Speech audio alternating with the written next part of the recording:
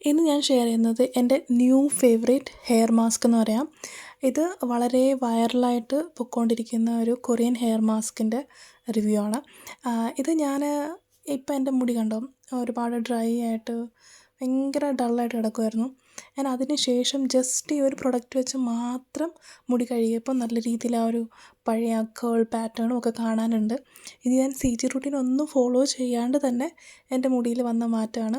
അപ്പം എൻ്റെ അഭിപ്രായത്തിൽ ഈ ഒരു പ്രൊഡക്റ്റിൻ്റെ കൂട്ടത്തിൽ CG റൂട്ടീൻ, അതായത് കേൾ മെത്തേഡും കൂടെ ഞാൻ ചെയ്യുകയാണെങ്കിൽ എൻ്റെ മുടിയിൽ കുറച്ചും കൂടെ ബെറ്ററായിട്ട് ആ ഒരു കേൾസിൻ്റെ ഡെഫിനേഷനും ഒരു ഷൈനൊക്കെ വന്നേനെ.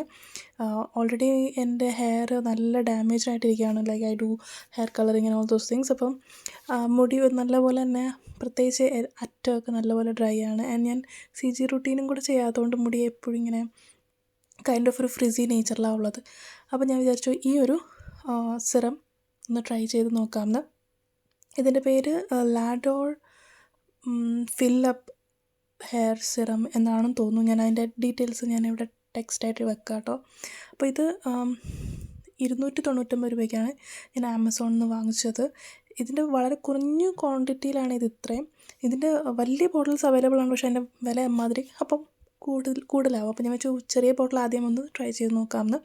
ഇത് ഈ സെറം എടുക്കുകയാണ്. ഞാനൊരു 3/4 ഭാഗം എടുത്തിട്ടുണ്ടായിരുന്നു. അതിൻ്റെ ഈക്വൽ ക്വാണ്ടിറ്റിയിൽ ഇതിൻ്റെ കൂട്ടത്തിൽ വെള്ളവും കൂടെ, സാധാ വെള്ളവും കൂടെ മിക്സ് ചെയ്യണം. മിക്സ് ചെയ്യുമ്പോൾ ഉണ്ടല്ലോ ഇതിൻ്റെ കളറ് ചേഞ്ച് ആകും. അത് ഇതുപോലൊരു ക്രീമി കൈൻഡ് ഓഫ് ഒരു കൺസിസ്റ്റൻസിയിൽ ഒരു കളറിൽ മാറും.